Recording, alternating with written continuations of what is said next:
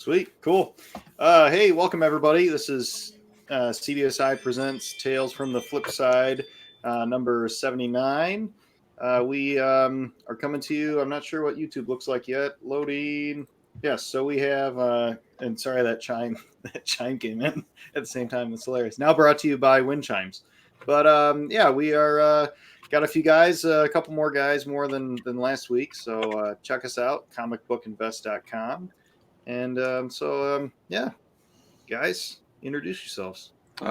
Dino, Forgotten Five Comics, and greatness is back, boys. You know, I was gone, but we're back now. You're a learned man. That's right. Two-man army last week. I know. I felt bad for you boys. I was gonna say I'm Todd McFarlane this week, but I kind of got messed up, so I'm just here in the monsoons. John Z joining after a week off of hiatus.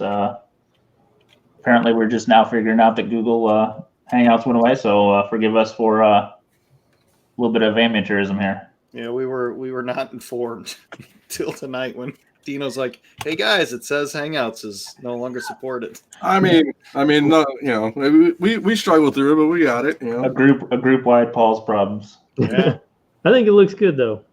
I did too. we struggled through it, but we got it. You know, Group wide. Oh, where did that come from? oh, somebody's got the echo on. No, we're good now. Welcome to episode 1. Technical difficulties. It's been a great week. I grew a beard back just for this episode, so Love it. So I guess I forgot to introduce myself. I'm it's Ben S, the home of the OG Hot 10, Amen. the one and only. Amen. Wizard ain't got shit on you. My cat's losing his mind back there. Hey, did you know that Drew was a original contributor to the Wizard of Hot 10, right? Yeah, guy's a beast, man. So we have we're gonna start out everyone like we usually do. We're a little pickups heavy this week, I think, but here we everybody's commenting, looks good on the YouTube chat. You know, trying to do things. We're trying to make it a professional podcast here. Okay, we get your suggestions. We know what's up. So I'll go first because I only have two. I hope I do this right. I won't lose my mind. Okay. Oh, looks good. Okay. So I don't know if I sold these to you boys, but it's been so long I can't remember. So I actually went with Chadwick Haverland did some prints for me, and I picked these boys up from an IG purchase and had Jason signed one, the guy who was playing Jason over here. So That's pretty badass. yeah, sorry, I'm just trying to get the. Or it's not like there you go. So I got that one, and then You're gonna put that like right behind. As soon as you open the front door, it's gonna be right there for everybody. Actually, so if you look in the back here, I have like cat ones that are like different. I know it's kind of fuzzy. I have like cat. My girl's into horror stuff, so I have that, and I have a bunch of horror like lined up on the stairwell. So I have this too. Cats and Jason. Yeah. Sweet. And then I have this one. Oh, then I have this one too. So Chadwick, Badass. yeah, he did this one too. So Chadwick Haverland, our boy, CBSI, he knows Chadwick Haverland. He did a Michael Myers, and then Michael Myers actually signed it too. Did he do those specifically for you, or did you buy them as is? No, I bought them as is. I guess they were exclusives. I think he only did like a couple hundred of each. So, Speaking of Haverland, did anybody see Andrew Corvus's one he got done? He posted it on IG the other day. No, is he? I haven't seen anything from him in a long time. I think he's under Gleaming the Cube, but he had one done in the style of Chamber of Chills 19th, but it was Harley Quinn. ooh, It was pretty badass. So just throwing another shout out to Chadwick. Is that on his Instagram feed? Yeah, I'll have to find it. It's something like Gleaming the Cube. I'll track it down, but it was a pretty sweet. Here, let me see if I can find it real quick. I can while you guys talk, I can Oh, here it is. The Gleaming Cube on Instagram. The what? The Gleaming Cube. Oh, I was about to say, isn't that like a Christian Slater movie, Gleaming the It is Cube? pretty close, Old school skating movie, right? Yeah, absolutely. That's like one of the movies that I watched when I was a kid over and over and over. Let me see if I can get on Instagram real quick. Sorry. And we'll get back to that later in the show. Yeah, no, right. But real quick, while we're doing that, big shout out to Mel V and his new show. It's been absolutely hilarious. So if you guys aren't checking that out, it's the Drunken Chat Son show on YouTube. Check it out. Very, very cool show. You can pretty much watch it from Friday night until Saturday afternoon and catch some portion of it. Let's see if this actually works, boys. Hey! Look at that. So there we go. That's what it looks like. I don't know if I can. Oh, I can zoom in. Look at this. Cool. I can. That is badass. Yeah. Very, very cool. So, yeah, definitely check out Mel's show, Drunken Chat Son. Definitely check out Simple Man's comics, and we'll get into that a little bit later on. And go to the CBSI swag page and get yourself some cool shirts. Oh no, I was gonna say.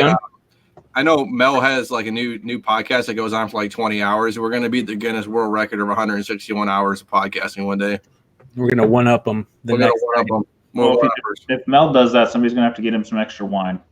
And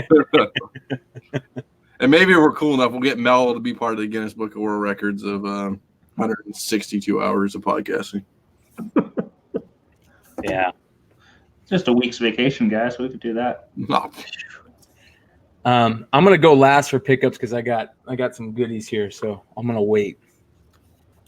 Okay. Well, I can go. I didn't get very much in the last couple of weeks.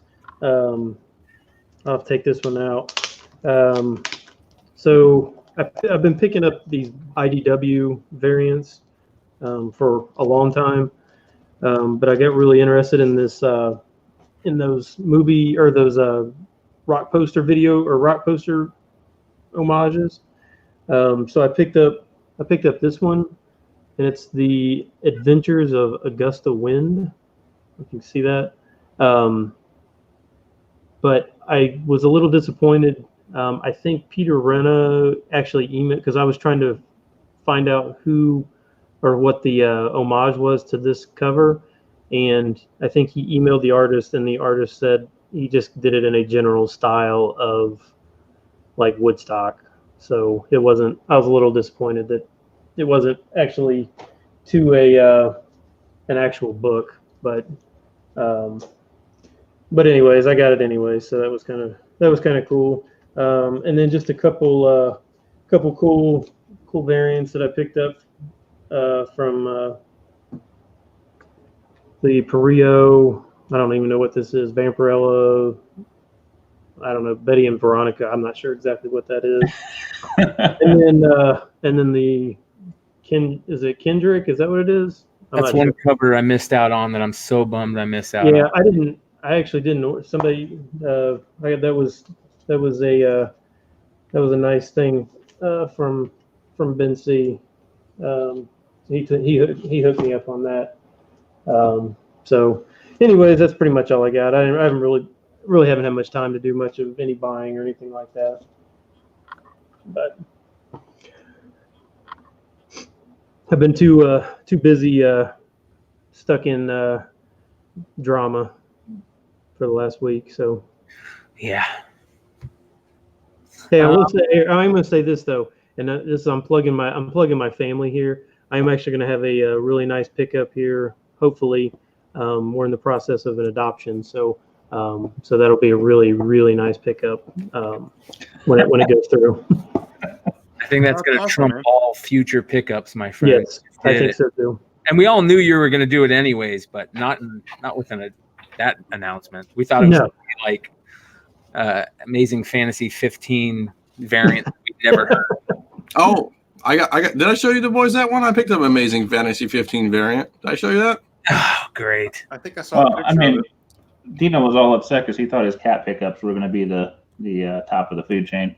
I was. Hold on one second. Let me go grab it. I can show that. Sorry, I didn't. we're not presenting yet. That bell at the beginning of the show was my my Ring doorbell. It was a family coming home. So Z hopped on the show and wanted to do some pickups. Let's hear it. That's Eric. All right, so I know we're not. And Dino's got all the control tonight. All right, go ahead, honey. Show them. This is what they see on that little picture here. This time I brought this. Z came upstairs, said, "I got something for you." It was a Ninja Turtles DVD she found at her grandparents' house. Oh, that's cool. So Is that the animated series? the original? Oh, the OG. Original cartoon. Pretty sweet. Very nice. And they brought me. Does she actually know what a DVD is? Because I didn't even think they use those anymore. She does, dude. Grown up old school. And then they went to the ice cream store, and my wife brought me out this ice cream that's the size of my face. Like, give me a small next time.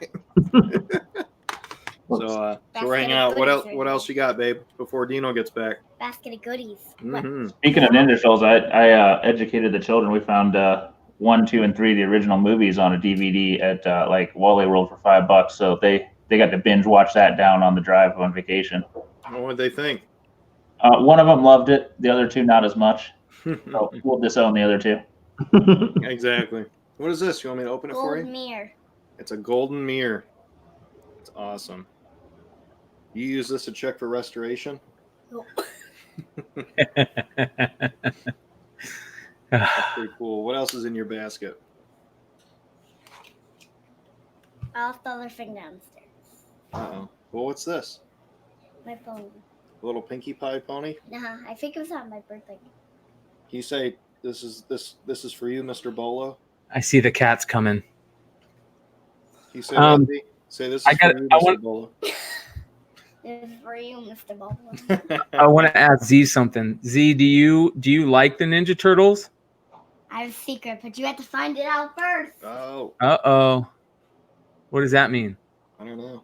You have to Does that find mean it she out. doesn't like the Ninja Turtles and Dad's going to disown her? You need to Brian's find out asking- my secret. Brian's asking you if you like the Ninja Turtles. You have to find out my secret. All right, what's your Well, we secret? got to find out. What's your secret? Is your secret that you're going back to school tomorrow? No. Yeah. I'm just going to tell you. Uh-oh. All right. We're muted. What is it? Yeah, she can't just tell Oh. her secret because then it's not a secret. All right. Can I tell them your secret? The secret is she does like Ninja Turtles. Good job, Z. All right. All right, Dino's back. Thank He's going to you, show us Z. what he's got. Thank you. Yeah. You wave goodbye? I didn't show my last thing. Oh, I'm sorry. What's your last thing? I wear Oh. this. It's a little Little Halloween bracelet? bracelet. Awesome. Meow. Awesome. Little kitties. All right. All right, good job. Wave goodbye. I need to get my other friend. Oh, go get your other thing and we'll see what Dino's got. I went with look at this bad boy. A little Greek AF-15 variant. Let's go, Very boy. nice. I don't know. It's got that sticker on there, man. I'm not really Hey. stoked about that, but Don't stress about the details on that. you know, it's got I think it's got Incredible Hulk 181 on the inside, like AF-15 on the inside. There's a bunch of like mini stories in here, I think. I need you to pronounce what that actually is called. Oh, my Greekness. I'm gonna say in I don't even know what the I is. Inentep, man. My cousin actually went to like Greek school. I didn't. I'm like a lame Greek. A lame Greek. I'm a lame Greek. I want to give this isn't a pick, but I just saw he was in the chat. I want to give a big shout out to Big Leg. I feel terrible because I'm going to share my screen real quick here. Is this Big gonna be a leg. picture of your big leg? Big Leg, our friend and compadre sent a picture of this frame I think he made when he was a kid of his dream team. And I didn't know it was his. And I accidentally, not accidentally, I basically said, "Oh, wonderful. The most horrible baseball card set ever created, Studio Baseball." and then he puts up a post about how he made it when he was a kid and this and that. And totally ghosted me, and now I know why. So Yeah. sorry, brother. He hates Not you. that bad. That's a Paul's problem, putting your foot in your mouth that bad. That's funny. Oh man. But Paul, did you want to continue with pickups? Yeah, here's Z. She got one more thing. All right. Here, hon. It's on this new stuff, man. It's hard, man, because like remove stream and solo layouts like right next to each other. I'm gonna kick somebody. I know it.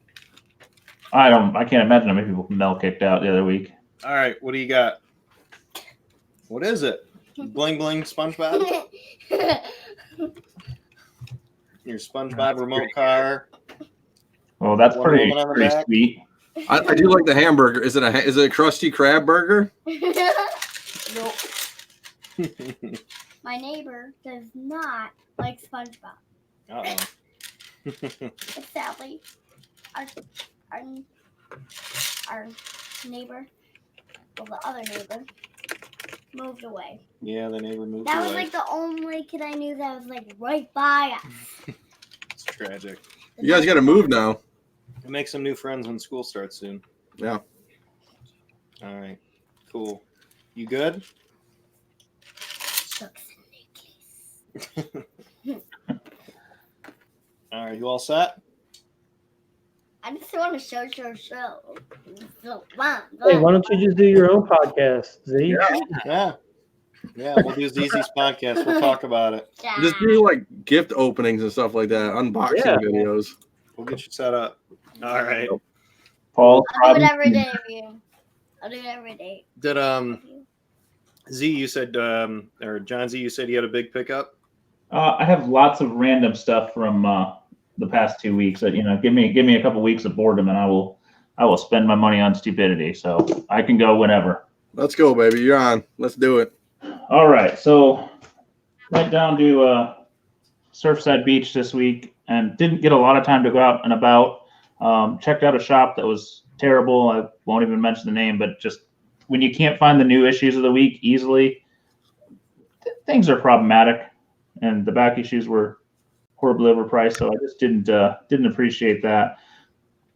Do you get bummed out like I do? Do you get bummed out like I do when I get there and it's like I get kind of excited and then like 3 seconds in, like I don't even want to be here anymore, and just like Well, I mean, I was honestly just looking for, I was going to look for some new books, but I needed something to read. I had read all the books I'd brought down there, so I was like, well, I just want to trade or I just wanted to pick up some cheap books, and there just wasn't anything there.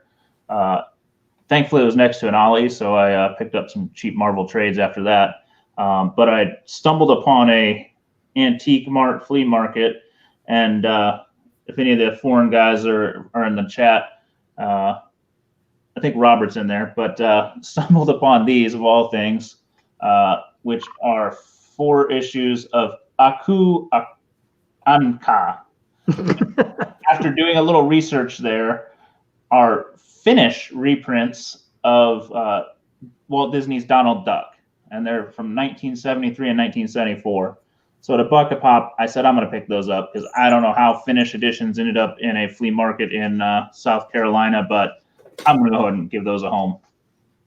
There was also a Mexican edition of, I truthfully can't even give a thing, but has a Blondie cover, and who knows, it's one of those kind of funny books, but for $1 for I think it's 50s Mexican book, we'll just grab it. So shout out to the foreign edition folks. Your sickness is real, and I apparently am deep. That was all I picked up on vacation. This was an eBay grab. As Stein knows, we've talked about this one before, Witching Hour number 28, which has the creepy skeleton Santa on it. I love that cover. A nice copy for probably 3 years now. This one popped up advertised as very fine near mint. It's probably real close to that. So nice copy, probably not quite gradable, but a considerable upgrade over my probably 5.0 range I've had. So happy with that. I will continue to look for a nicer copy. At some point, I'd like to get a 9.4 type range, but these DC 70s horror are tough. Nobody really took care of them. No, I was on that search for a minute, and then I totally They pop up now and again, but man, there's not a lot. And so it's an interesting segment of the market if you're looking to get into something to find and grade and flip. So also happened to get a CGC order back. I want to share maybe just the highlights, but also had one other, sorry, got a pile, one other non-grade pickup. I picked up another copy of the Untamed Sinner's Prayer variant, 1 in 10, 9.8, number 3 for me. I don't know if it's going to be a hit, but I like the idea of something on HBO, so I'm going to go ahead and gamble. Anytime the price is right, I'm picking them up. I think I've got 3 of them, and the census says there's 33, so I got about 10% there, so feeling okay.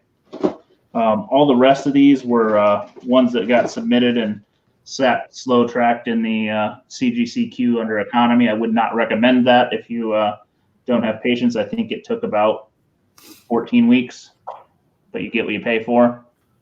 First one is a showcase number 6. Ended up with a 3.0. First Challenge is the Unknown. Kind of underrated key in my opinion, but this is a nice copy, really good colors on it. So I thought it might grade a little bit higher, but it's got a couple chippings and some creases, but still a really nice book. This is the one that was actually, I was most interested in seeing how it did. I've talked about it before. It's that Alter Ego number 7, which has the Black Adam cover. The only kind of cover between Marvel Family 1 and Shazam 28. It's not truly a comic appearance, but it's one of those fanzines. It's now the second highest graded. This is a 9.0. I think the highest graded was a 9.2. Not a ton on the census, but I've been kind of watching this book and watching for copies, and just they don't pop up. And the ones that I have found, even that look nice, there tends to be a lot of rusty on the staples tend to rust very easily. So if you're looking at it, watch out for those staples. So what does that book usually run raw? I've seen it sell, around 100 sometimes. There is a sale of a 5.5 that shows 250 on the GPA. But if you get lucky, catch an auction, you might catch it around $60. I have not found any in the wild. I'm sure they exist, but it's just one of those things that finding fanzines is not easy. So good luck with that hunt. I think it's fairly rare. If you throw in high grade, it's got to be very tough. And it's just paper. There's no real cover. It's one of those paper covers, no gloss, no sheen, none of that. So next one was a Pre-Code Horror I picked up about a year ago. Finally got around to grading it. Witchcraft number 2, the skull cover with the yellow background. This ended up with a 2.5, which honestly, it's got a detached cover. I knew about it when I bought it. I think the highest I could have got is a 3, so pretty happy with it. Presents really well for the grade. And one of those kind of top of the food chain skull covers out there. Not quite as nice as yours, Brian, but pretty high on the want list for folks. Yeah, that's gorgeous. You made me feel a little bit better about the detached cover thing. I was worried if mine has the detached cover, it was going to be a 0.5 or no chance it's going to be better. Yeah, like I said, I think 3. Don't hold me to that as a rule, but I've read enough places. I think that's where it'll top out. If somebody in the chat has any information more than that, let me know. But I'm relatively sure I've seen a fully detached cover at a 3. You're making Big Leg a little jelly right now with that book. Oh yeah. That's something to take pleasure in, I guess. It's very hard to get that jealous with the stuff that he sees. This is one that square-bound books. They're my kryptonite. Silver Surfer number 1. Got a 3.5 on this. Square-bound, I just can't seem to grade right. I was thinking this was probably going to end up in the 4s, 4.5, maybe a 5. Got a 3.5, but there was some tearing on the edge that I just didn't take into account. I either undergrade or overgrade square bound. So I'm just going to stop assuming I know what I'm doing there. So I don't know if it's just me or not, but it's got great colors. It's got a pretty good color breaking crease, but otherwise really nice looking copy. I talked to somebody in Charlotte about square bounds, and they said the same thing. Like, you can't grade a square bound. It's so subjective. I mean, Giant Size X-Men we've talked about. I mean, every single one I've undergraded those, and apparently I overgrade anything with color. So I don't know, can't win. I had at one point I had a Green Lantern 87 that I thought was in the 9s, and it being a 9.6 because they just take into account a little less than I do on a traditional book. So I can't figure them out. This one, I think we showed this a few months ago. Yep. Adventure 247 First Legion came back at 2.0. Pretty happy with that. I was thinking it's going to be about a 1.8, hanging on a thread on the staples on this one. So not the prettiest copy, but a book I'm glad to have. Been looking for one forever at a reasonable price, and it does tend to be one that anytime I see it at a show is about double market. So happy to grab one at a reasonable price point. Graded a few of my horrific run that I'm honestly probably going to sell. I've been trying to sell them, and I just got frustrated they weren't going raw. They may end up at Comic Link or potentially on eBay here in the next little bit. But this is one of the prettier covers in the run, number 4, with the shrunken head. Not particularly high grade with the 4.0, but nice, presents really well. So happy with that. It's got a little bit of a chip in the top corner, which is really what's kind of holding it back. And then one other from that run, which graded a tad bit lower than I had hoped, but I wasn't hoping for a lot. Horrific number 7, which is the guillotine cover. Got a 2.5, but it presents considerably nicer than that to me. So not, just general wear and tear, but enough of it factored in to knock it down, mostly around the edge. So, good color quality, good eye appeal on it. And sometimes that's more important than the grade. Have you seen any pluses lately? Like remember checks? Yeah, I haven't seen much with that. I mean, we used to remember. I know you had a couple of them. I haven't seen one in a long time. Yeah, I don't know if they might have just did away with that. Well, now there's that CVA and all that stuff too. I don't know. This one, I think I talked about it 2 weeks ago, but I just picked up another copy. But this is one I'd had in my collection for about a year. Perfect Crime number 31. Again, nice crime book with the snifter and the image looking back, the red dress. Kind of just a cool overall book. I was kind of expecting it to be a 6, so it came back 6.5. Happy with it. Presents probably at like an 8 or an 8.5, but it's got a stain on the back. But I think it's the 3rd highest graded, so still very, very happy with this book. I saw a Perfect Crime number 1, but it was like half the cover was ripped off of it. There are some nice issues in that run that I really had never looked at. I'd been focused on this one because I'd seen it at one point, but there's 3 or 4 really good covers in that run. Z, do you think crime books have a lot of room to move up? There's some room. It just depends. Just depends on the art. It's like pre-code horror. Almost everything seems to move just because everybody's one cool book is moved to the next, to the next, to the next. So crime hasn't quite gotten as far. I think some of the really high-profile crime covers have hit good values. Some of the kind of lesser-known ones, I think there's some room to grow, especially if you can find some things with cool eye appeal and cool things going on. Like bondage covers really go well. Bondage go well. Some of the real kind of violent stuff that's borderline horror. But there's some stuff that just doesn't. I had, I think I showed it off here at one point. I sold it off. Was a Baker cover. It was the Mile High cover at an 8.0 of a crime book, and it just didn't have good content as far as the cover. It was just kind of a boring gangsters running type cover, and there's just not a lot of things to attract attention. So it wasn't that exciting. That's me too. I had Authentic Police Cases number 1 that I got from Paul's local comic book shop actually, and it just won't sell because it's not like a Baker cover. It's a regular crime, gangster cover. if you had a Baker romance cover that was the Mile High, sky would be the limit. I think I got $700 out of it. Yeah. So probably a little bit less than if I would have held it, but I'd had good profit on it and I moved on. Yeah. Last couple pickups, I got a little more original art. This is not the ones I talked about the other day in the chat. These are some from Comic Link and eBay. First one is a Teen Titans page. Unfortunately, I bought it at Comic Link and didn't notice. They didn't tell me what issue it's from. So I got to do some research. It looks to me to be from the volume 3, just kind of looking at the art and the things. It's definitely page 20. So I've got a little bit of research to do on this one.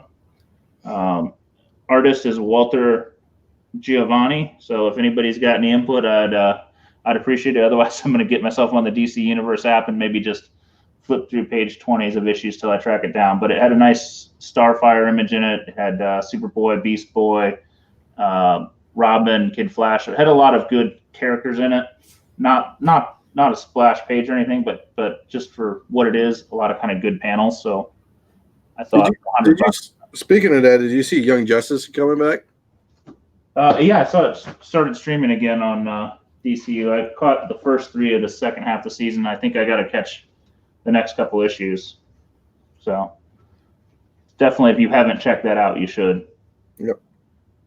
This one is the definition of finding something random on eBay and just deciding you're going to buy it.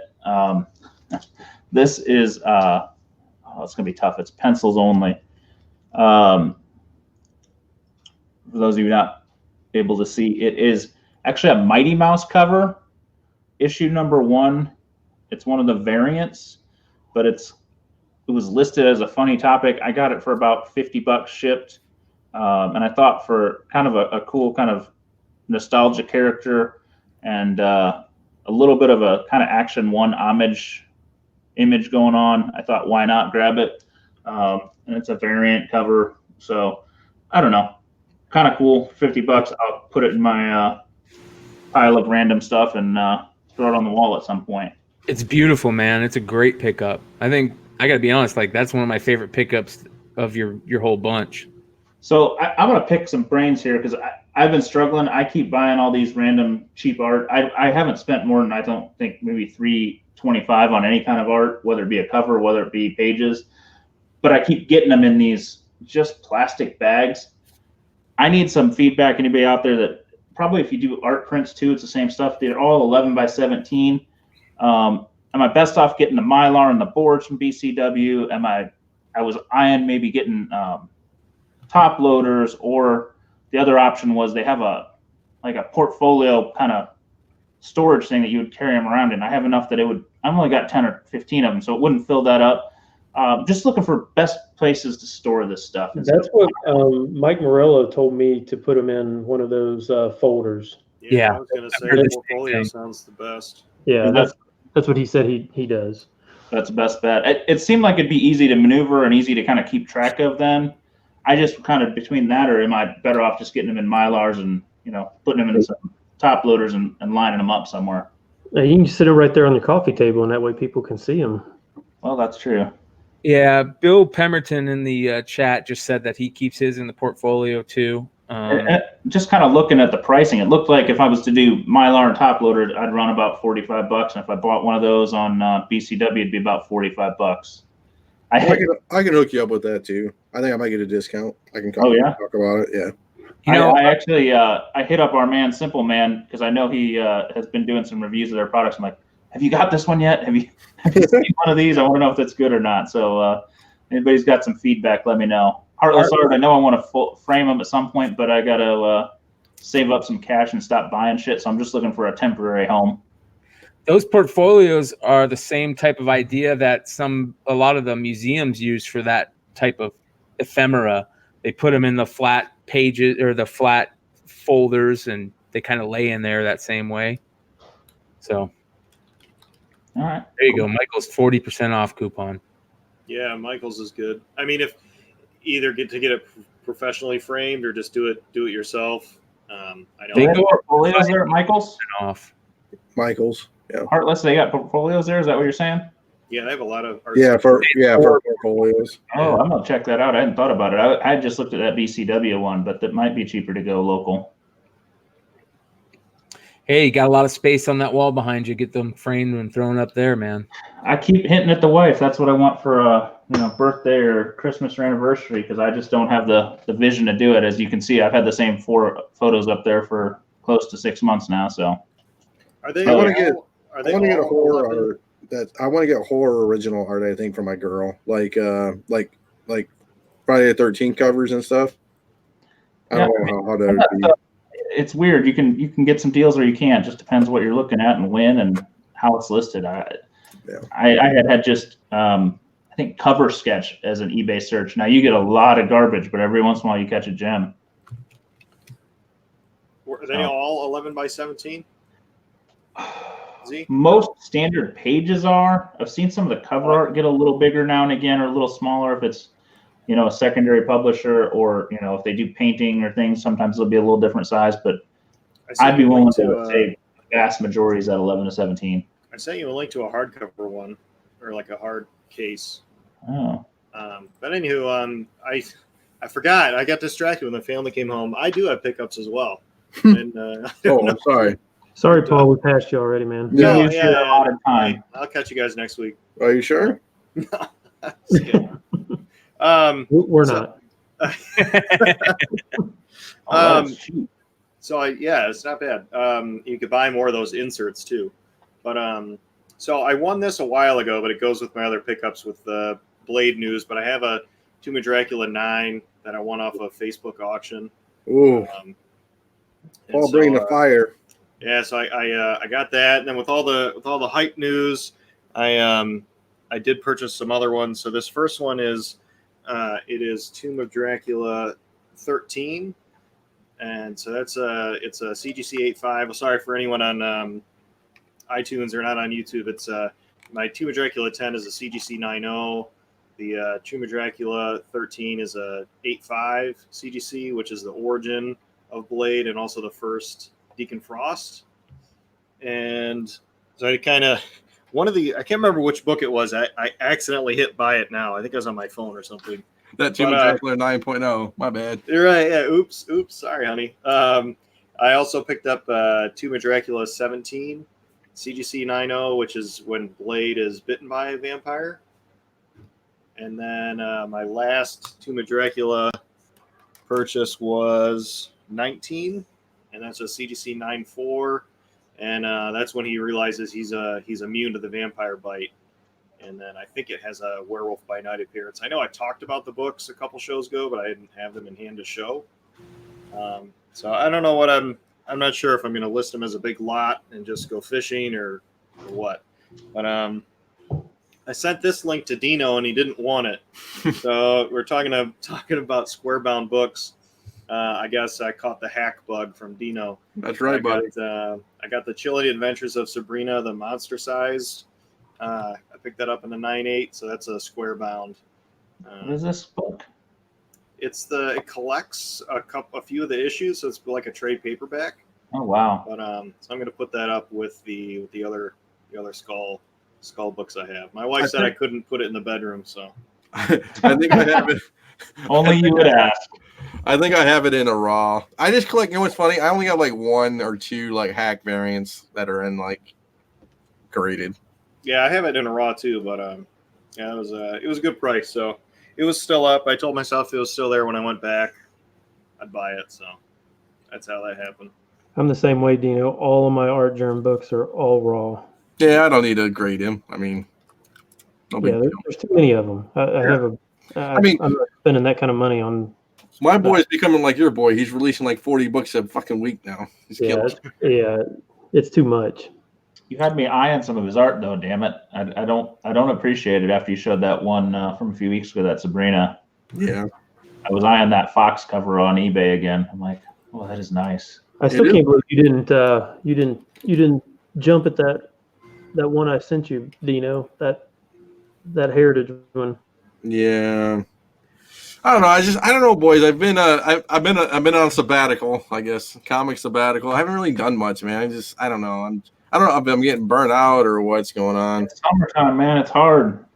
Uh, It's hard, man. That's I want to go to shops and shows and stuff. We're trying to spec on turtle books right now because just everything else is garbage. It's killing us.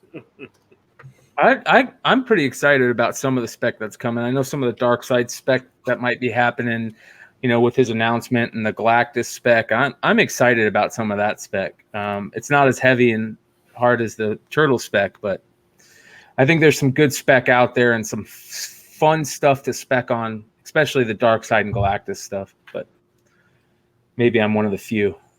I'm a Galactus fan. I'm a huge Galactus fan.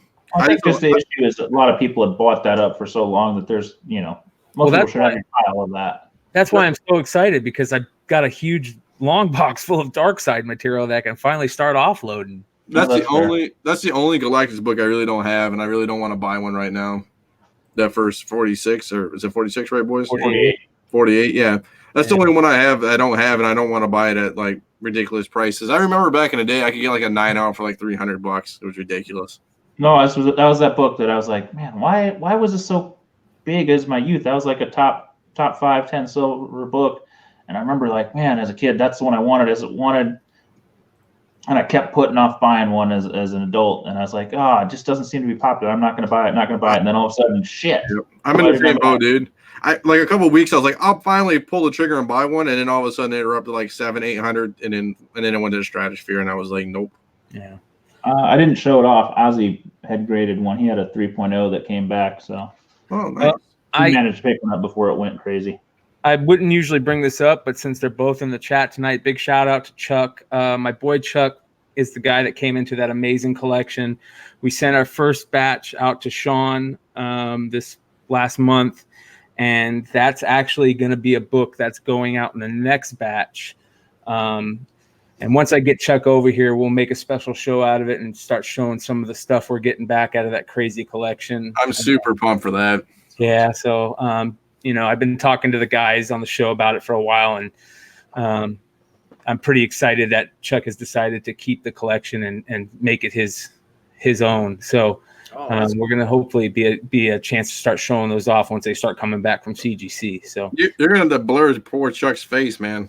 I know. He's going to be he can't put his information out there because he's going to be just have a ton of you need to come up with an alias. You got to get like a voice changer app, all this crap, man. Yeah. Dark and that's right. He doesn't need to sell to anybody but me if I find something I need. Okay. Hey Dino, he can probably get the voice changer on this streaming, but that's probably on the paid subscription. I gotta buy it. I can buy it. Hold on, let me buy it. So I think we can talk about that too. So we did this new setup. I think I am gonna try to purchase it, and then we'll use this from now on because I think it's 10 times better. I think, and we were saying, like our names, I actually put my name instead of CBSI Presents. I actually put my real name, and then everybody, because like when people come up and see me at cons, I mean, I'm not trying to be like I'm popular or something, but people say like I watch you, and it's creepy, but they say, like, I know your voice. At least you can put a face to a voice and you know who each people is talking. Because, like, on iTunes, everybody says you all sound alike, which I don't think is true. But are you the cat guy is what they call you? Yeah, well, I don't know. They just say I watch you and it's creepy. Like, this one guy was like, his wife's like, that's creepy. Don't say that. I'm like, yeah, it is kind of creepy. But, no, I understand. I was like, I get it. Like, you watch me while you, like, you're, like, doing errands or whatever you're doing on YouTube. And, like, I understand. Like, you watch me. Along the lines of the new setup and stuff, we have some really exciting stuff that we're working on and we got coming. So, just keep tuning in and do us a favor and let some friends know and, subscribe and like and go check out Comic Book Invest and CBSI on Facebook and all that fun stuff. Definitely. And I wanted to give a shout out for those of you who tuned in last week or have listened on iTunes since then. It was a 2-man army. It was me and Brian, and we did pretty good. So I wanted to give a shout out to Nico on Mel's new show called It's Drunken Chat Son. And so Nico on his show and a couple of his other crew were really supportive. Said that Brian and I, he was actually worried at first, but we pulled off a good show. So pat ourselves on the back for that. Yeah, that was fun. And it is summer, and I know you guys have families and stuff, so. Last week I had a bunch of kids with me, so I couldn't, baby kids. So yeah. Yeah. Mel, I think Mel jokingly called us sober chat, so we'll have sober chat. No, it's vanilla. We're the vanilla. Yeah. Well, let's segue or segue into that with talking about Mel's show. Yeah. So if you have 1 hour, if you have 5 hours, if you have 8 hours to kill, Mel is your man. Go longer in the future. I don't know. We'll see. I'm betting hour 7 and 8 are rough, but haven't made it that far yet. Well, there was a pretty big announcement over the last couple days that we can talk about a little bit, just because we got the man, the myth, the legend here himself of the top 10. Why don't you let everybody know what kind of is going on and where they can see the top 10 and all that fun stuff, Ben?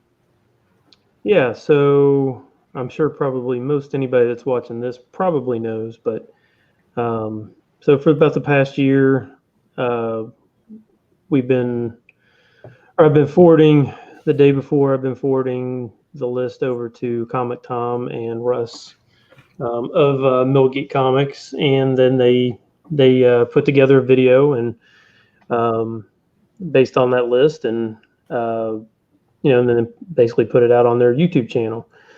So about a year ago, when they first started it, they had about 1,000 subscribers, and as of right now, I think they're probably over, 11,000 subscribers, something like that.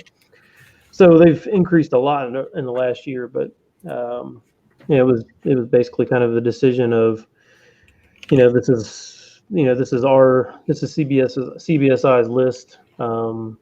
We should actually be doing videos on it. So Brian, who used to be on our show a lot more here, but he's probably the hardest working man in comics. But Amen. Him and Jack DeMeo, aka Mr. Bolo, kind of took over the video portion of that. So now I'm just sending the video or the hot 10 to those two, so they can produce the video Thursday night, Friday morning, whatever it is, whatever time frame they have. And the list still comes out same time on the website on comicbookinvest.com. That's definitely check it out there because it comes out there first. We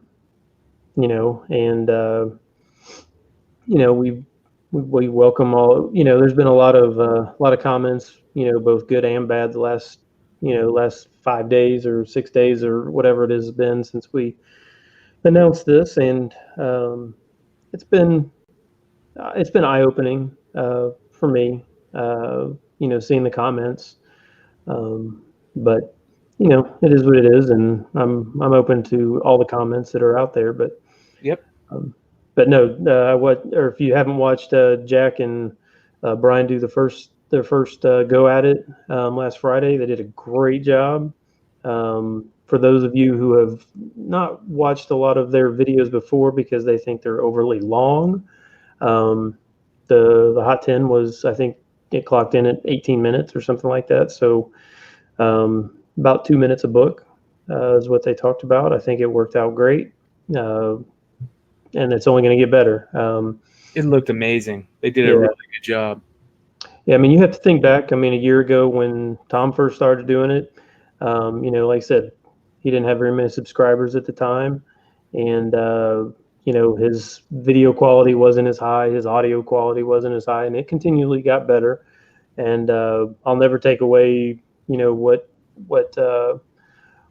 he, how he improved. Improve that show and improve the quality. I think it looked great, sounded great. So, we wish him and Russ nothing but the best. And, there's no ill will or anything like that that I'm aware of. He does a great job too. So yeah, I mean, it's not taking anything away, like you said, from him. He does a great job at what he's still putting out good content. So yeah. Hey, there's a million things you can talk about in comics, and there's a million podcasts you can go to, and I don't see that there's any point in being overly, I don't know.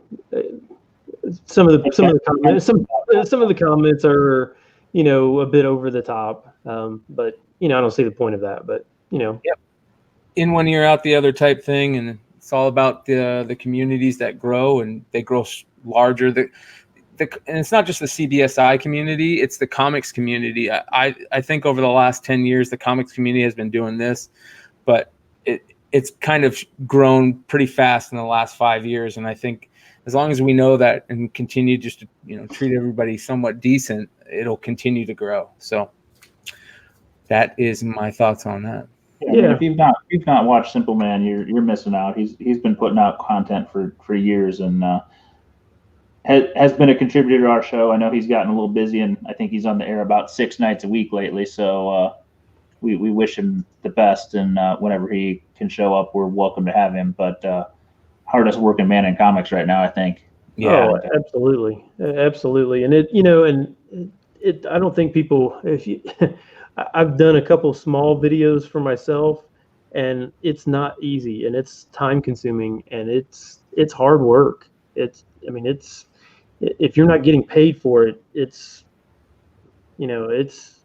takes a lot of time. Yeah, you put a lot of effort behind it. Let's remind kind of people how much effort you put behind it. What does that involve, and what is this? Some of the time you're putting into getting this top 10 list. I know we've talked about the show. The actual list itself. I can tell you that in general, I try and keep during the week. Monday, Tuesday, Wednesday. I try and keep an eye out on what's kind of trending a little bit here and there.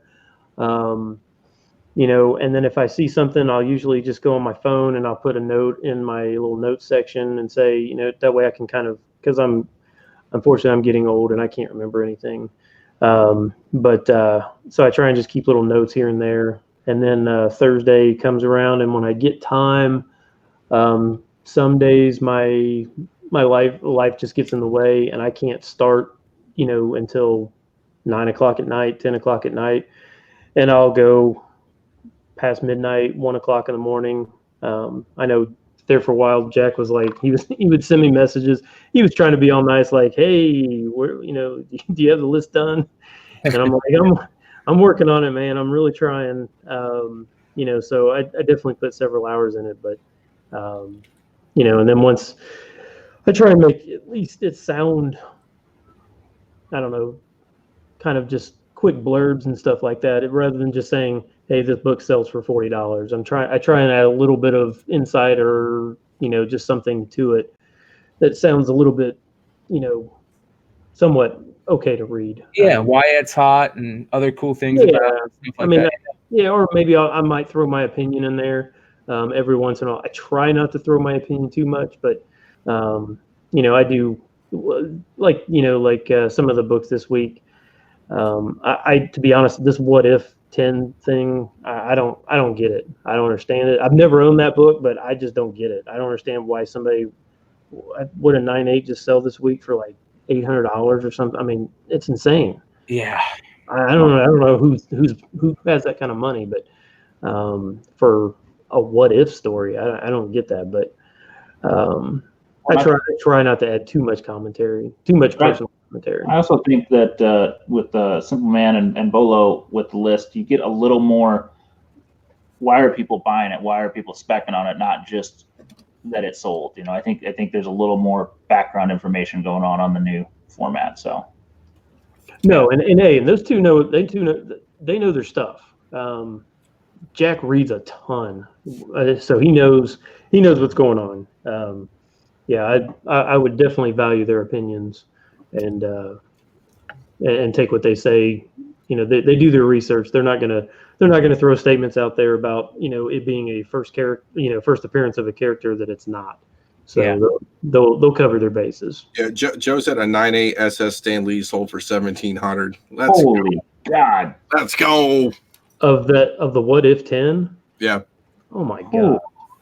That's some big time money on a interesting book. Yeah.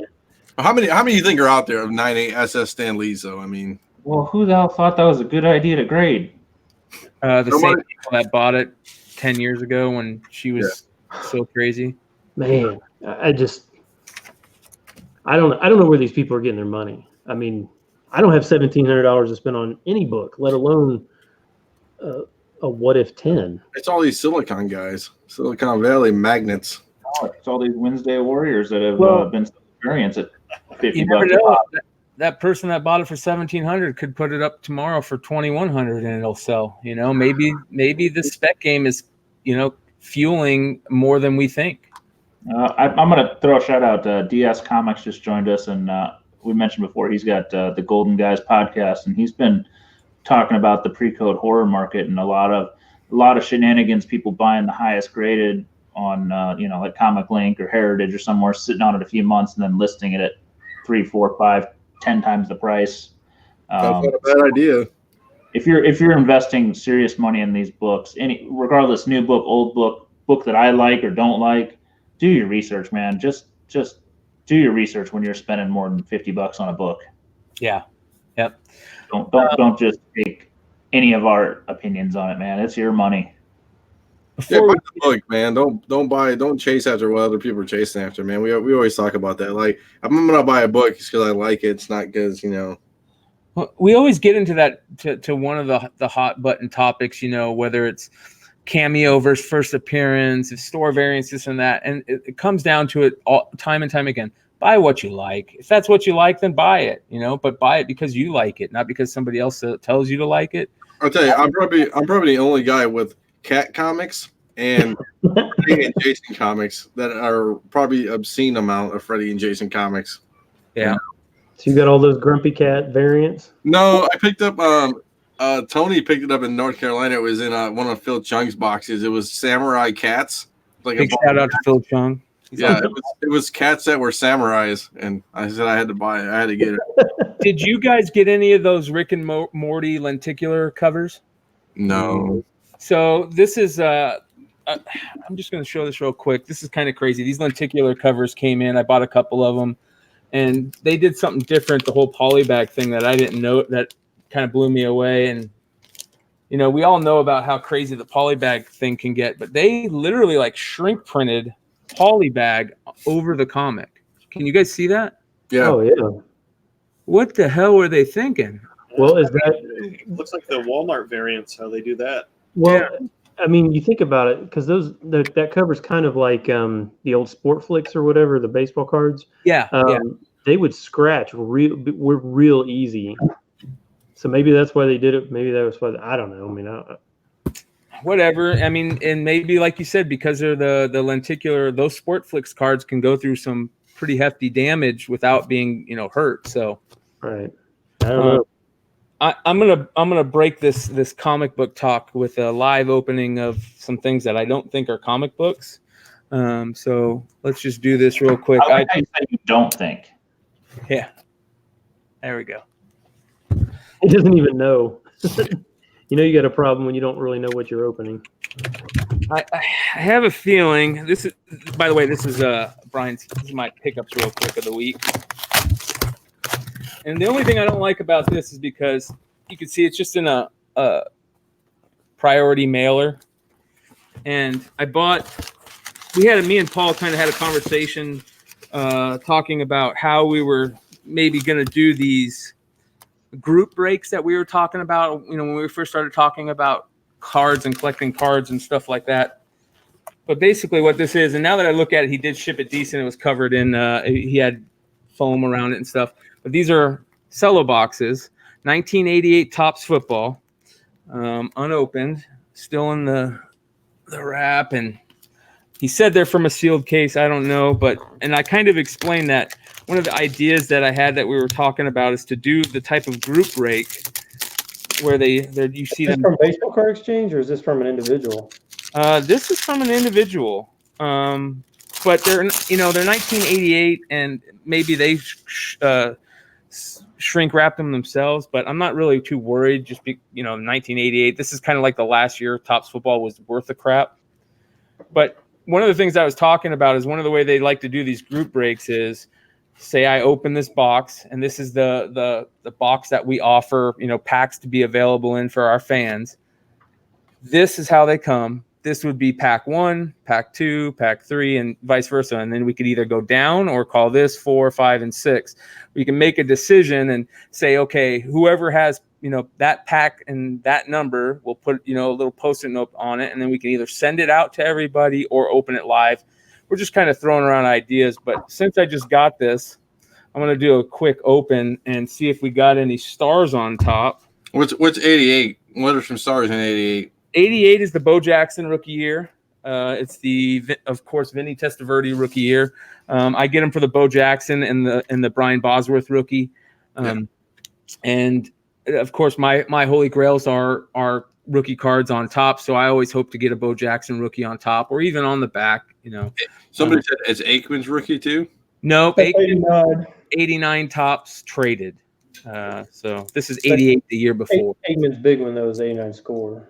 Yeah, 89 scores the Aikman rookie. So this is basically the stuff in the flea market with those foreign books, and I was like digging through the boxes. He had all kinds of like half sealed boxes, and I'm like, man, nothing pre-89. I was just hoping to find anything.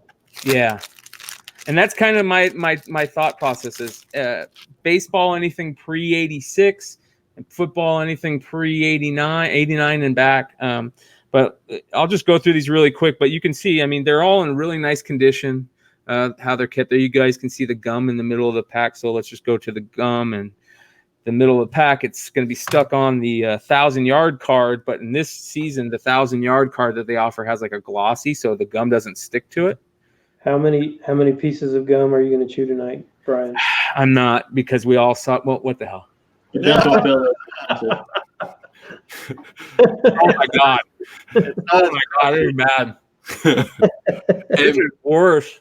Did anybody see that error they had this week with? You got to leave it in. You got to do it with every pack you open.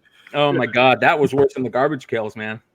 Did you guys? That was worse than 1986 garbage pails. Did you guys see the error this week with Justin Bieber, or was it Justin? It was a baseball guy, I think. Justin Bieber. Yeah. And it put Justin Bieber on the top scars. on the back, and then so he tweeted 2 tops and said, "Really?" And then they tweeted back and said, "Is it too late to say sorry?" Which is a lyric from a Bieber song. Yeah, that's great. Okay, so here we go. We're just gonna start opening these, and there's nobody much bigger than the Bo Jackson. What's the Bo Jackson go for in high grade? PSA 10, I think it can probably get up to close to $100. Oh, I got Gary Anderson there. Yeah, good old Gary Anderson. He was a rookie in 1983 tops. There you go. There's a Timmy Smith rookie. He was the star of that Super Bowl that year, if I remember correctly. That 88 Super Bowl, maybe? 80. I can't remember when they won. Nobody so far. Nobody that great. There's the Super Bowl card that I was talking about. So, yeah, it was the Super Bowl that year. Redskins beat the Broncos. I remember that because I hated John Elway growing up. I thought he was a crybaby. And I just loved every time he got throttled in the Super Bowl. Just for to answer Z's question, 10s of Bo Jackson sell anywhere from $250 to $350. There we go. So you're basically getting 3 packs per 3 regular packs per cello pack, I think it is. So you can see this is the same cello pack. Oh, there's the Tales from the Flipside checklist. Always pulling the checklist. But you can see I've been going. This has been 1 pack. So, if this is something that you guys might want to do, and anybody's excited about us, hit us up and let us know. And I can save maybe the other 88 cello box for our first group break. And we can figure out a way, and everybody will be chasing the Bo Jackson. And either I can open them up. There's the Giants team card. We can open them up live on air, and I could send them just the good cards out to you. I could send the whole pack out to you, or we can send the pack to you for you to open. It's just kind of something that we're throwing around here just to have a little extra fun. So that was that pickup. Yeah, I went to a card shop down there too, and I was overwhelmed. Yeah. I walked in, and it just happened to be next to the comic shop. And I'm like, I'm gonna buy something. And I just like froze. Yeah. You know what? I love that feeling. Sometimes that feeling's the best when you look at stuff and you have all new stuff to get into. So sometimes that's fun, but be careful because sometimes these are rabbit holes. I'm like looking. I'm like, what are the boxes I need to buy? What are the packs? What are the good packs I keep talking about? Shit, I can't remember. Yeah, I gotta make a book and like write things down. 'Cause I Well, don't know either. one of the things that we were talking about also is we can come up with a nice quick list of what you should be looking for if you're in a flea market. It's very simple, the stuff to look for. But this right here is when we were talking about the Bowman mega boxes that people wanted to buy in Target and how crazy they were going over those cards or over those boxes to pull a certain rookie. I was telling Ben before the show that I picked this guy up and I got really lucky. I looked on OfferUp and it was on there for a couple $100, and I just jumped on it. This is the Wander Franco Bowman Mojo Refractor autographed rookie. This is the card that comes out of those special 5-card packs that you can only get in those Target boxes. This is basically the card everybody was searching for. This is what everybody was going crazy for. I saw it for a price that I thought was decent to spec on, and either throw it back up and make $100 off of it, a couple $100 off of it, or sit on it and maybe it turns into a Mike Trout type thing.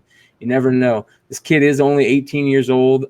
There's a lot of craziness going on in the hobby right now over him and Vladdy Jr. So this is kind of the spec thing, but this is the special Mojo Refractor. So I picked that up. Are those Target boxes still going for good money, or is that? They are, and they're impossible to find. You'll pick them up for 20 in Target, and you can immediately sell them for 30 or more on eBay. And then this is a quick. I'm going to be embarrassed if this is something that I don't want to show on the show, but who knows? This is something that came in the mail, and I didn't recognize it. I think I know where this is coming from. So. You're gambling, not remember what the hell you're opening on the show. Yeah, I know, right? Oh, please don't do this. Yeah. Yeah. Open it off screen first. No. Well, Emiliano is going to be pissed at me if I ruin it. This is a big shout out to Emiliano. He was doing the same thing you were doing. He was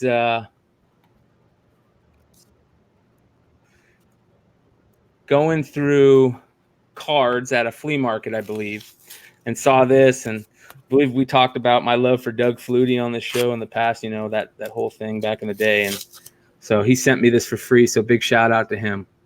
Opened live on the show.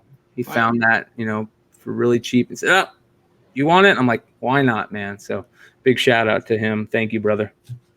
So that's pickups for this week for me. Cool. Man, we managed to drag out pickups for an hour and 15 minutes. So. We did. That's the show, ladies and gentlemen. Real quick, I just want to talk about one more thing. Hopefully you guys saw the boys over the last couple weeks and this and that. And I forgot about a book that I had that was selling, the only reason I realized is because it was selling and it got talked about on some CBSI posts and this and that. And that's this special comic that Comic Book Legal Defense Fund, I think, put out. Liberty, they call it Liberty Comics, and it has that special boys backstory in it, and it's got a J. Scott Campbell cover.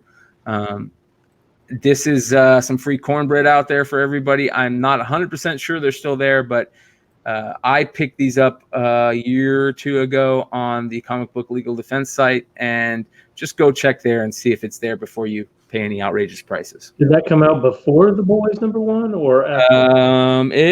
I'm not sure. Topher has this up in his current first article on comicbookinvest.com, where he does some boys stuff, and all of a sudden I had a couple of these up on my eBay store, and they just all sold in the same day. And it's the same day that just so happened that article came out. So thank you to Topher and Comic Book Invest for reminding me about this book and to put up more. So that came out July 2008. My opinions on the boys, I'm not getting into the weeds, but what they're doing right is the pacing. Yes. Whereas the Marvel shows, the 13 episodes, you just feel like there's 3 episodes of just nonsense. The boys is almost nonstop, and to the same degree, Umbrella Academy was pretty close, maybe slightly slower, but there's not that hour of, I'm just trying to get to the next episode, man. Yeah. I'm trying to get through Jessica Jones, and I'll do an hour, and I'm like, I'll come back next week. Yeah. Whereas boys, I'm on 7.5, so I freaking got a half episode left. I'm pissed off, and I didn't get to finish it. I stayed up 4 hours one night watching the damn thing. You just want to see it. Yeah. That's the one show that I've gotten my brother to sit down and watch like the whole show with me so far. He's, he likes to talk comics, but he's not really into it. And, every time I tell him something, oh, this is based on the comic, you'll like it, he kind of gets up and just walks away. This show he completely has fell in love with. And for a lot of people that aren't into comics, I like to say, hey, you'll love this show. And it's done really good. The acting was, I can't believe how good the guy that plays Homelander was. And I didn't really know much about that guy until that show. He completely killed it. He just blew everybody else out of the water. It was very hard to do because Urban played Billy Butcher. I think that's what his first name is, really well in that show. And it was very hard to beat him in acting, I think. And boy, did that guy that plays Homelander just do a good job. And seeing Elizabeth Shue, who I don't know about you guys, but growing up as a kid, Adventures in Babysitting was like, she was one of my first crushes, like growing up, just because of that Adventures in Babysitting movie. And she still looks good. I'm pretty blown away by her and that performance. She's better than the rest of us. Let's say that. Yeah. Yeah. So. Yeah, I never had a babysitter look that good. I know. It was pretty. I remember watching that movie over. As a matter of fact, the babysitter I did have would put that movie in when she didn't want to deal with us because we would just all be at the screen, being our little kids. I mean, the Simon Pegg thing was great. I mean, because having him as Huey's dad, even he was the reference for Huey in all the comics. Because I honestly sold a shit ton of boys this week and kept looking at the covers, going, "That's Simon Pegg. That's Simon Pegg." And I finally had to Google search and go, "Oh, it is Simon Pegg." Yeah. Yep. Yeah, and the kid that we got to play him too was really good, really good. So I mean, that show has been fantastic, and it gives me hope for some of the content folks outside of Netflix, because Netflix has really been the only one to really push it and get some wins. And it's good to see Prime kind of hitting its stride a little bit. And after Preacher's not bad. I'm sorry, Leg. Don't hit me. But it just, again, I think it was a pacing thing that Preacher never hit, and it was just a little far out there. This has hit. So it was cool to see, and cool to see something that like almost everybody likes. I have not seen many negative comments on this thing. Yeah, very good show. Yeah, I like that. I mean, I streamed it in like 2 days. I mean, I've been watched it. It was cool. Do you guys sell any of those? You make any money off any of those books? I had in my pile of crap collection of so many books. I made about an extra 250 out of a lot of. Wasn't even a full run, but I put up little chunks of 10 or 20 or 30s here and there, and I had a couple number ones. So I made a few $100 I wasn't expecting to make, and it sold. I mean, I had all kinds of lots. I had the mini series, all that stuff that you're like, that's not going to sell, and it all sold. It wasn't big money, but it was all moving. Yeah. Did you guys read the books before that? I read like through the first 15 issues, I think. I know that it went as far as 70 issues, I believe. So Me too. I didn't read the whole thing though.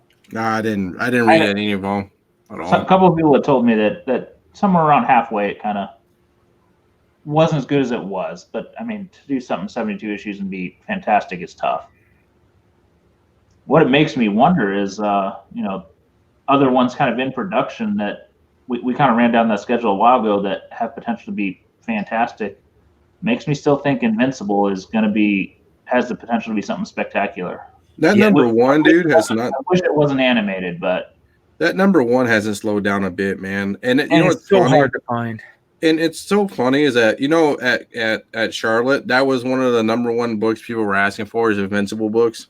Still, I mean, His first appearance is a tough book to find. That Noble Causes, Family Secrets, number 3A and 3B.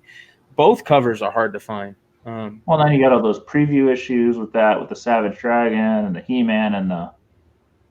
Was it He-Man or no? Am I making that up? No, it was Savage, G.I. Joe, Savage Dragon, and there was one more.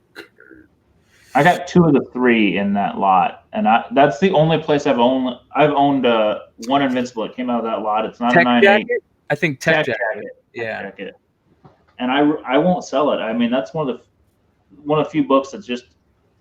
I read that series and loved it, and I was not willing to spend the money on a copy, but I got one in that lot, and that was the book I put aside and said, I'm not selling it. Everything else I'm selling. That one, that's mine.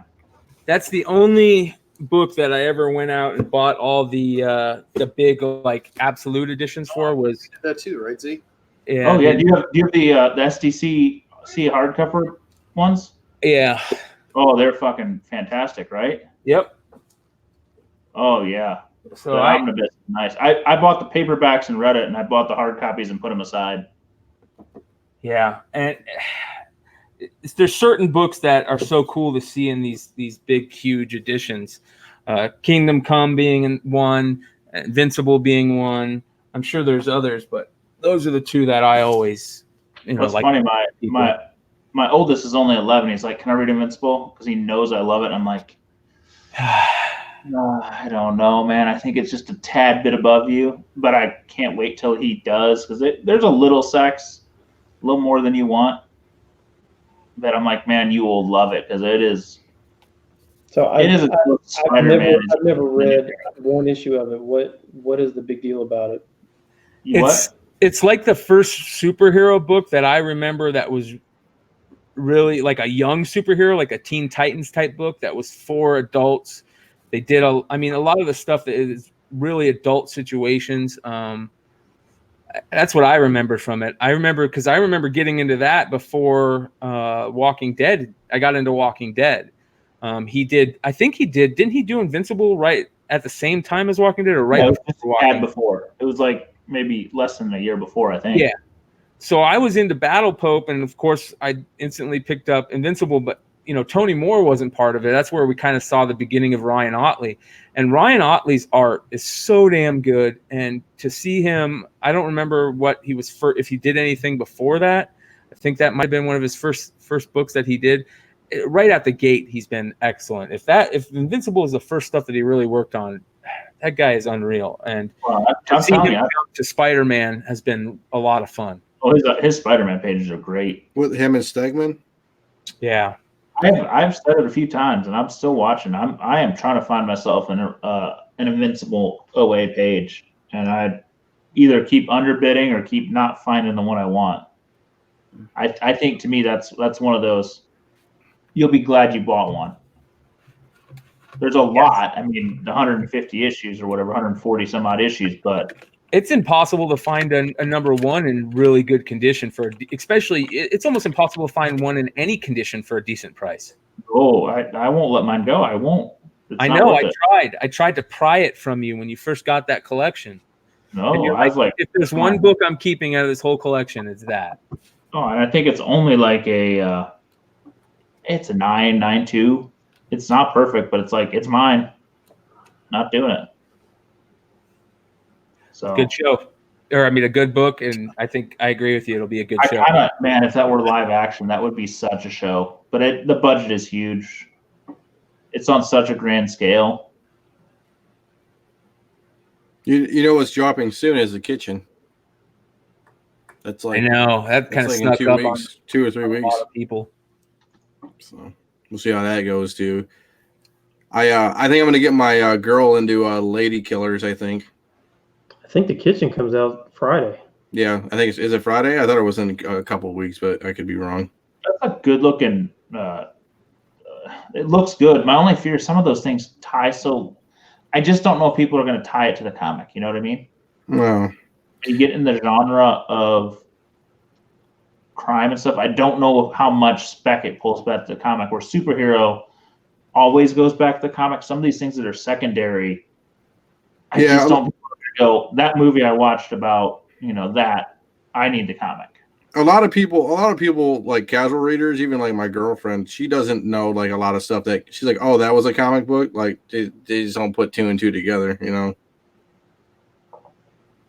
Yeah. So And I don't know, that's probably a good thing when it comes to some of the spec stuff, right? Some of those not as popular titles and runs.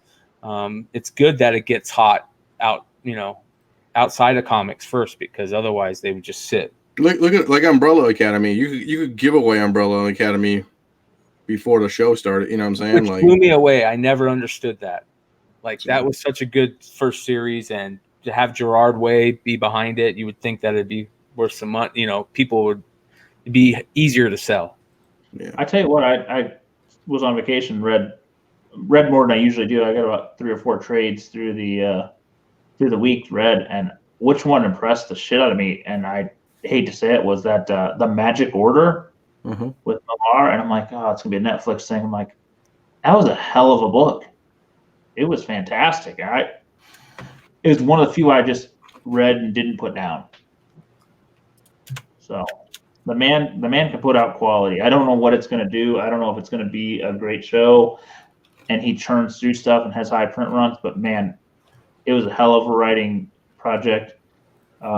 Speaking of that, I mean, what that American Jesus / Chosen could be interesting too, since that looks like it's going to go. I was really bummed I never picked up a copy of that, but that is, I don't know, there's something about that cover, man, that I like. I wish he would have finished it. That's the problem with him. He doesn't finish. So like I got through the trade or the 3 issues, and I've got a few copies, and you're like, I want to see the next part. It was a great lead in, and I'm like, I don't know if you can do a season 2. So Well, there's a lot of things that you would think that, but those writers are pretty damn good, that's for sure. We've seen what they've done with Preacher. I know the 4th season of Preacher is out. It's coming out right now. So to do what they did with Preacher and change it up the way they did, I mean, they casted people right out the gate that, weren't, especially like Tulip. Like I never thought that would work, and she's part of one of the best parts of the show. Preacher's not bad. It's just, it's not great. It's just fine. My brother likes it a lot, but I was gonna do another follow the flip. See if I can share my screen here.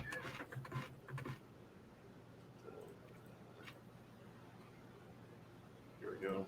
All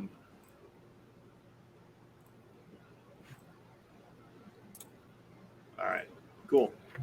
So Brian Wood sent me a link to. So these are the GameStop '90s Ninja Turtles individual packages that came out, and so they were sold out individually, $22.99.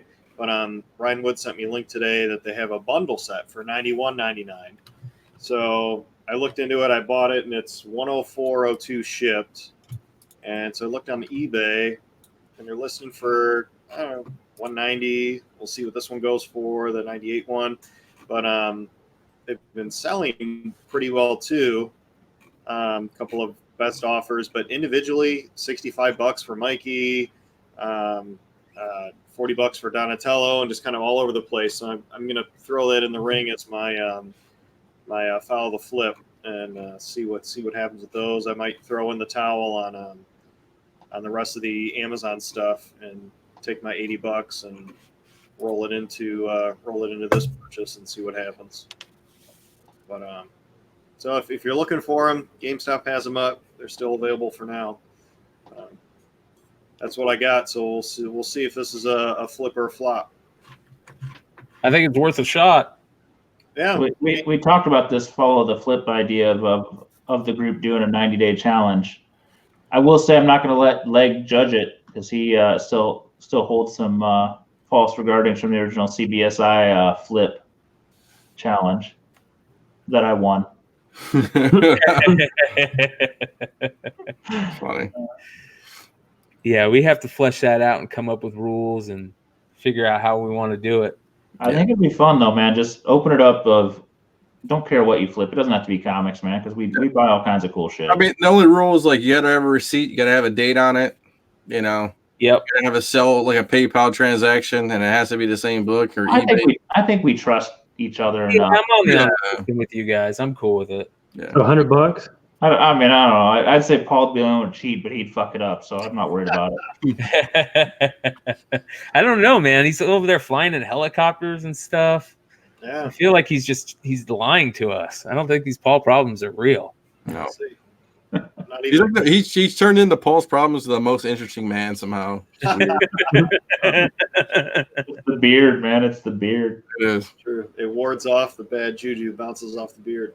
So I hope everybody liked the new format. Hopefully you guys can comment on the YouTube chat, or you can comment on iTunes, or however you guys are on our Instagram page. Give us some feedback. I think we did a good show today. So hopefully maybe I'll be on next week. I don't know. We'll see. But it Premium. wasn't that hard to set up. So boys, great show, man. We are doing it live again. I like it. Cool. Thanks to everybody in the chat. Bunch of people: Marvin Jung, Ultra Maximus, Legit. Got him rolling. So Yeah, we broke like 33 there for a minute. 33, Right, 35. 718. Robert Fordham, even Ben C was on. Yeah, there's a bunch of Phil Chung. DS Simple Man's Comics showed up for a second. Let's go back to the Watchman didn't can us. He was on live. He didn't can us. We did all right. We made another week. That's right. yeah, hopefully whoever's listening on iTunes, appreciate it. Maybe shoot a review or comment on the CBSI website. And looks like we're about an hour and a half, so maybe we'll get you to and from work. I don't think people understand we have two-way contracts here, so we can just sit down at the minors at any time. So it's a good sports joke for everybody. All right, boys, man. All right, boys. Good show, and we'll talk to everybody next week. Thanks, guys. See you.